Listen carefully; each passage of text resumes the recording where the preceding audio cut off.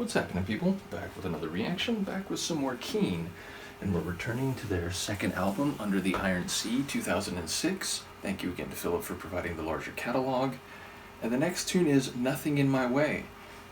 It suggests a clear path. Obviously that can be more literal, or I would predict or suspect more figurative and metaphorical.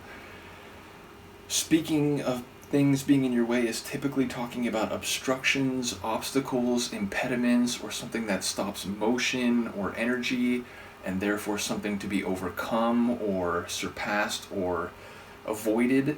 So in that regard, if we're talking interpersonal relationships, there might be boundaries or impediments that are preventing some connection, some relationship, some involvement, and if it's a negation of that, one would suspect that there's a clear angle or a clear trajectory that would allow a relationship or a connection to substantiate. So I do wonder if we are working on that type of figurative level. I'll see what I can catch on the first listen. This is Keane. The track is Nothing in My Way, and it's from their 2006 album, Under the Iron Sea.